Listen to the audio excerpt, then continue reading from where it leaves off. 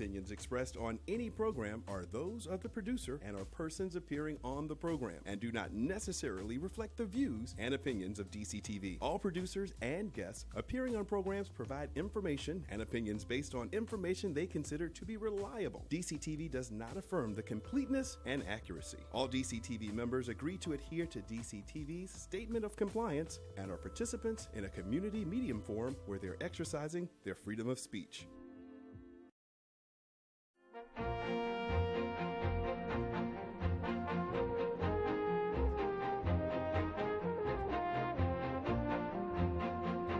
Good evening. I'm your host, Karen Hudes. Welcome to this series on the network of global corporate control. Thanks to DCTV, to Carmen Stanley, project director, and today Maurice Jackson is on audio prompter and he's the studio director. Today's segment is pre-recorded and is called Holding On. Last week we returned from Christmas break. We got updated. Who is we? The critical mass of people who know what is really going on, and this includes the world's military powers. Then I told you about a power struggle inside the World Bank that was spearheaded by the former Dutch representative on the board of executive directors, Peter Steck. I also told you about my conversation with a Dutch journalist and with a member of the Dutch elite. I'm going to give you some more background. We've been having a conversation in this series about the story of the global currency reset and our struggle to free ourselves from the banking cartel, the threat of World War III, and that scam called country debt.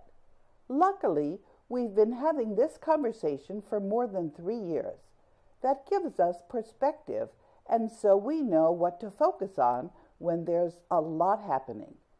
The most important thing to focus on now is our relationship. How come? Because what we mean to each other is what is going to help us hold on. We are holding on to ourselves and our very existence.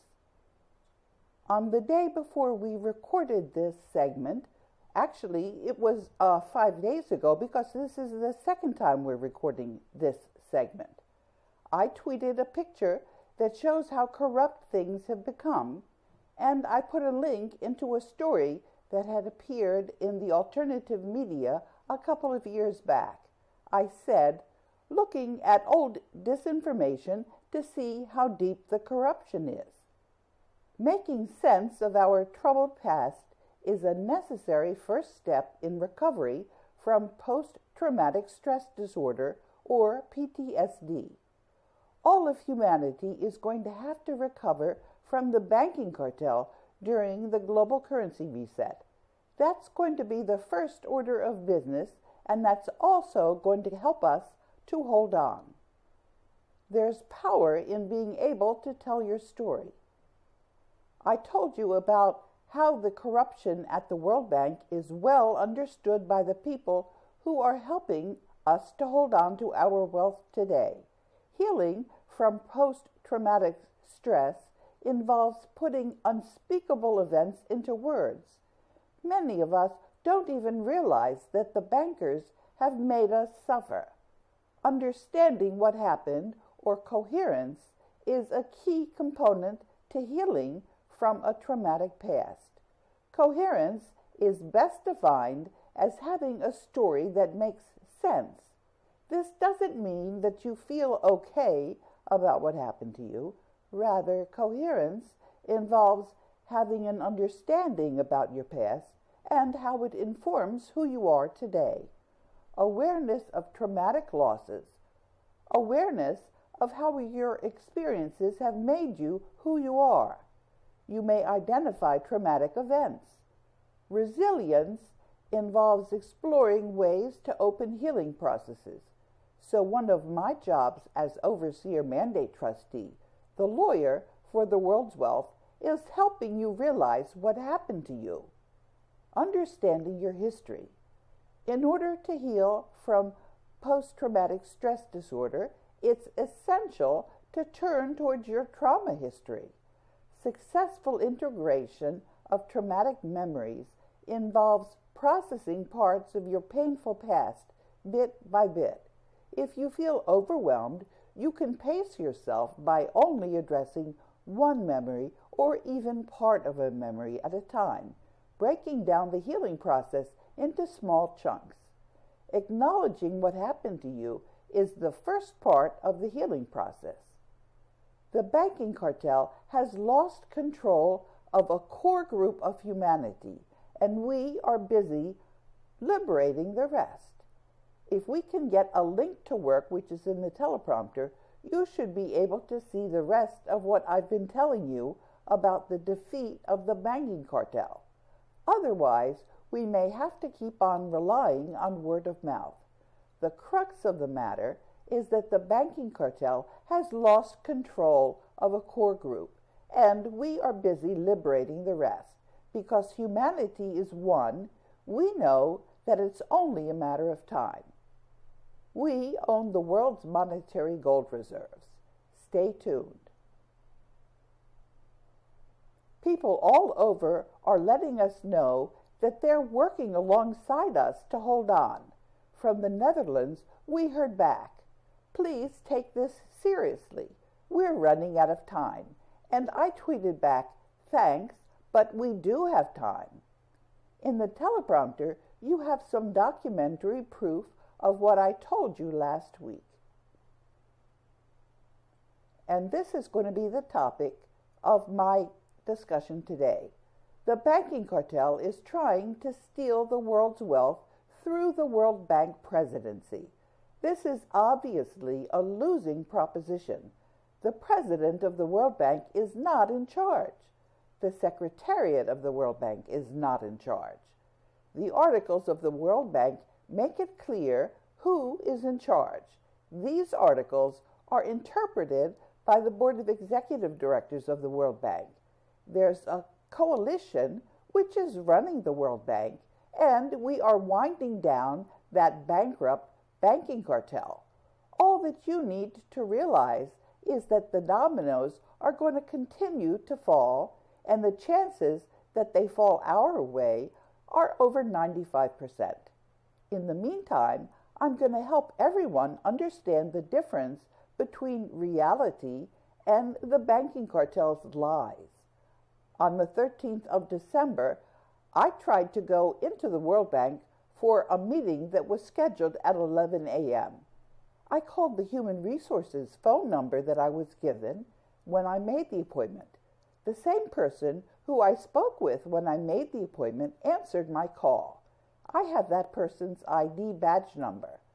I had an hour phone conversation with that person when I made the appointment, and I had a 45-minute conversation with them on the 13th of December. They know that they are caught in the middle of a battle between all of humanity and the banking cartel, and that the bloodline families and the black nobility who are directing the banking cartel date from at least 9,200 BC, if not earlier. I gave the person in the World Bank's Human Resources Department the same reference number that they gave to me when I booked my appointment with the World Bank. And because the banking cartel has hacked my PC, I had a hard time retyping that number, which you'll see in the teleprompter. I've already described in the teleprompter for the segment that I pre-recorded on the 11th of December, which was broadcast on the 1st of January, that what was in my conversation between the critical mass of humanity and the banksters. What I said in the teleprompter about the meeting. I'm going to break one of the storytelling rules by ending the story that I'm telling today right in the middle. One milestone that I'm working on is my admittance to the World Bank. I had a long talk with the World Bank's Human Resources Department on the 10th of December, and I had the meeting on the 13th, which was actually conducted over the phone. At the end of the teleprompter, I told you about what my correspondence had been with human resources in the past, and I told you on the 1st of January some of what my conversation was, and it's an ongoing conversation. I want to remind you where things were in August. The people at the World Bank are required to respond to my request for admission and to restore my security badge. The Banking Cartel does not run the World Bank and IMF, and they don't administer the world's wealth either. The staff person started our conversation by saying that the meeting that was scheduled on the 13th of December had been canceled because I wasn't allowed back into the World Bank. I said that there was nobody senior enough that had the authority to deny me access. The Human Resources staff person said that they had put the responsibility for responding to me with management in the World Bank Secretariat. There are a number of administrative issues concerning my medical insurance. The World Bank is not dealing properly with my medical claims. The World Bank has to acknowledge that they're the ultimate insurers that are responsible for my medical claims. Our telephone conversation was cordial and it lasted about 45 minutes. The conversation was interrupted after 45 minutes and it wasn't clear whether I was hung up on or the line was cut. I didn't call back because we had agreed before the call was interrupted that there were unresolved matters and that I would remain in contact with the World Bank about these unresolved issues. The employee told the Human Resources Department that they did not have the authority to decide any of the issues that I raised.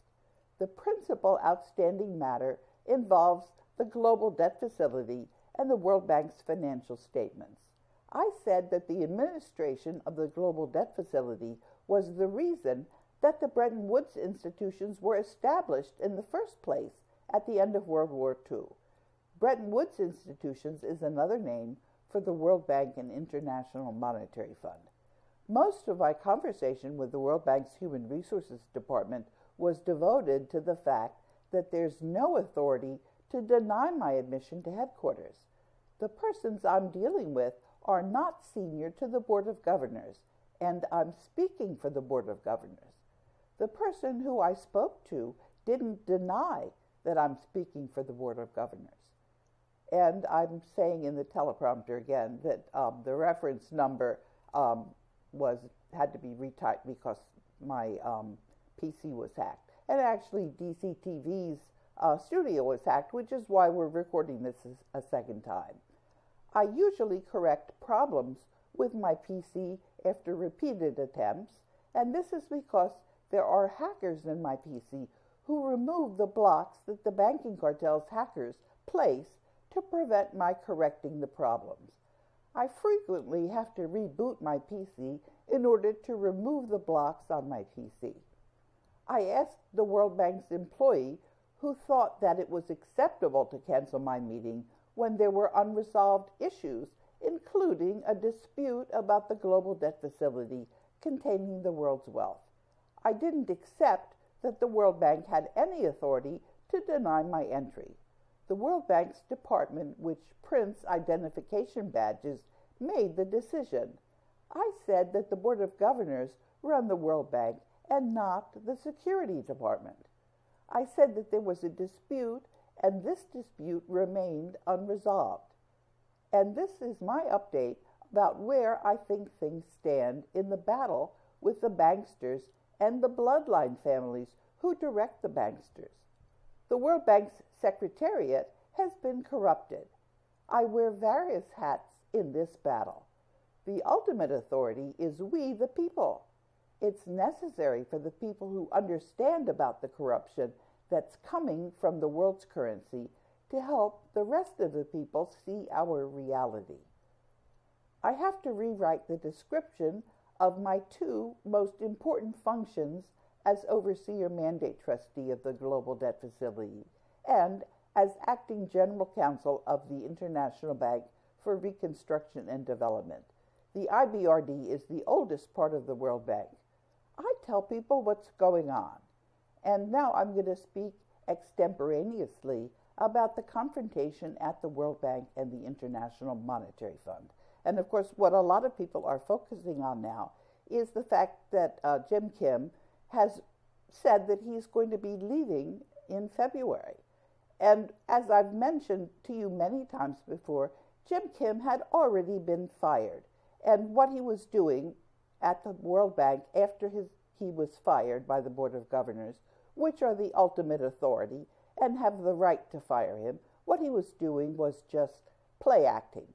And the banking cartel thought that by opening up the succession of the presidency, that this theater might actually be something that would help them steal the world's gold.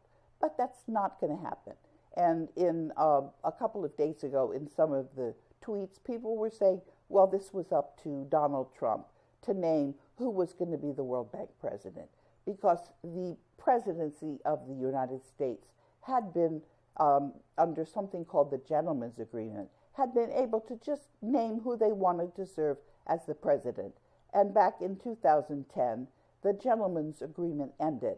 I had actually warned the U.S. Congress that this Gentleman's Agreement was going to end, and I told them that this was predicted by the power transition model that came to the World Bank in 2004. And this model was developed by the U.S. military, but in particular by a political scientist named Jacek Kugler and his team. And I've been talking about that model for many years, and I've been explaining that to you. That model, as I said, is 90 to 95% accurate. It predicts what coalitions will form, and there is a coalition that exists today. That coalition consists of the world's militaries. And when I say the world's militaries, people say, well, how can that be? If you look at the agreement that the United States has with Japan and Germany, the U.S. military is supposed to be defending them. Now, Japan and Germany are not going to want the U.S. military to surrender unilaterally, which is what happens when there's paper currency, because the U.S. dollar is actually not the Federal Reserve note. The U.S. dollar is the gold that's allocated to the United States. And that gold, as I said, it was deposited at the World Bank at the end of World War II by Jose Rizal, and I'm the lawyer for that gold. So the military knows very well, and they're actually working through Japan and through Germany now, because, as I said, they're not going to want to surrender unilaterally. And the military powers of the world are part of this coalition that I'm allowed to speak for.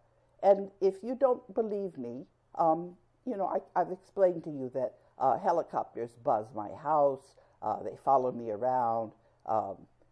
It's not the brass, it's not the Joint Chiefs of Staff. It's the rest of the military that knows full well that they don't want to have the Federal Reserve note to crash. So that's part of the coalition. Now, I was going to be speaking about the World Bank presidency, which it's really irrelevant, because the president and the secretariat is not in charge. The articles of agreement are the ones that govern, and they say that it's the countries of the world. Now, if you drill down and you look at who the countries of the world are, we have the exact same problem, because this corruption through the paper currency exists in every single country. The countries the governments are not legitimate. They've been usurped, and all of the countries' governments have been converted into companies. Now, that makes absolutely no sense. It was done in secret, and it was done through all kinds of tricks. One of the tricks that they used is, instead of looking at what the common law says or what everyone understands as the law, they were looking at a special branch of the law called maritime law, or the law of the sea. And they didn't tell anybody that was what they were doing. Now, I confronted Justice Scalia with this corruption, and he understood that it was corruption, and he started to explain what the actual situation was, what the reality was. And that's when they killed him. So we've had all kinds of goings-ons. The death of John F. Kennedy was the same thing. John F. Kennedy wasn't corrupt. and he was trying to end the corruption. He signed something called the Green-Hilton Agreement, which was going to assume the United States monetary gold reserves for the United States. And 8 days after he did that, after he signed the Green-Hilton Agreement, he was murdered.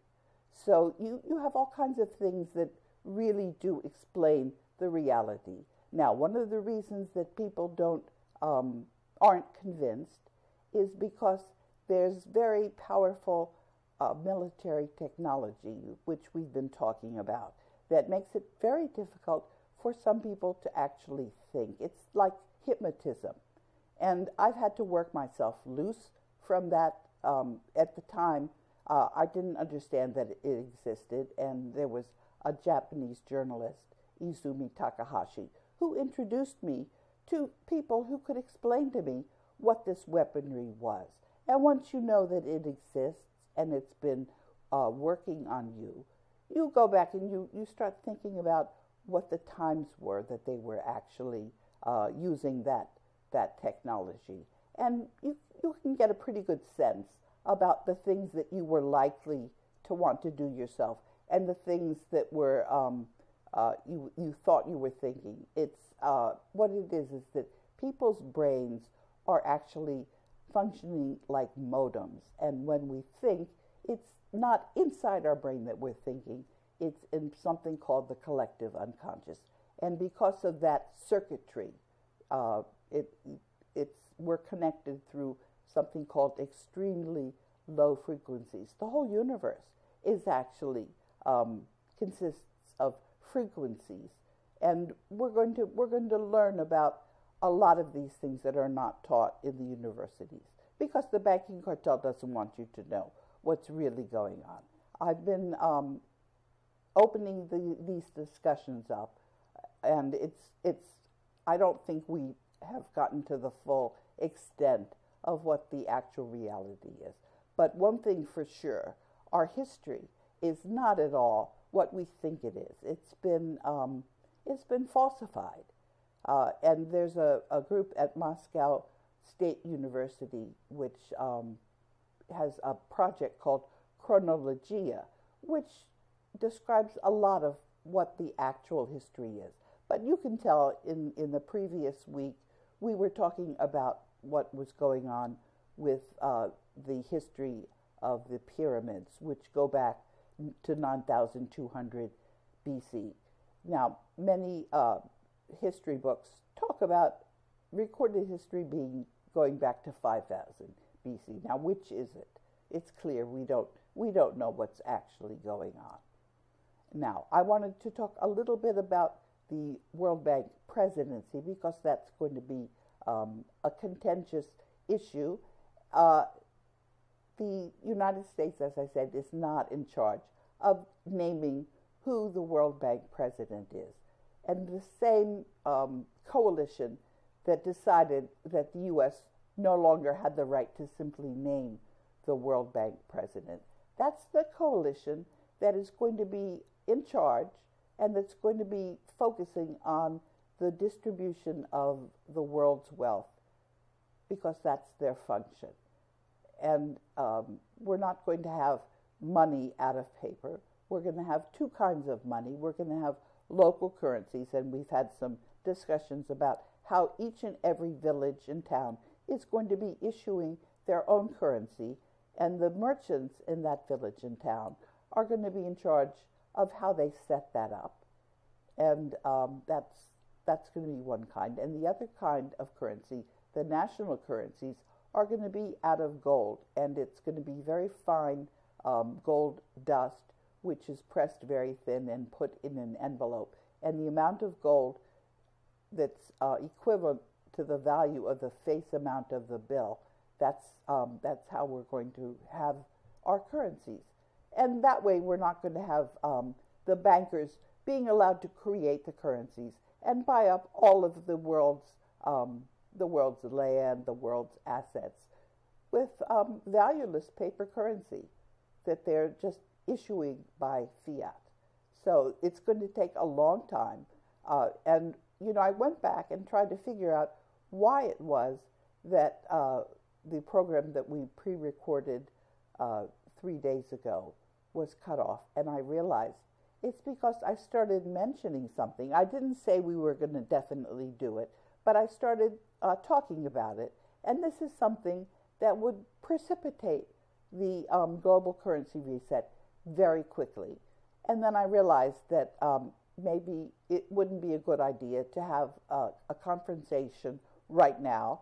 Maybe it would be better for us to take our time and to have more people understand what the actual reality is. So I discussed this, first of all, with Ty Hampton, who had sent me an email saying that he was getting tired of some of the shenanigans that the banking cartel was pulling. They were charging his credit cards. They were doing all kinds of things that he was just, his Twitter account was compromised. So he sent me an email. He said, this is the last email that I'm going to be sending you. Here's my phone number. And so I called him, and I discussed with Ty whether it would be a better idea to have a direct confrontation right away with the banking cartel or to wait a while. And Ty we didn't come to any conclusion other than the fact that we were going to stay in touch. And then I raised this question in my Twitter account. I said, I'm not going to be deciding these big issues all by myself.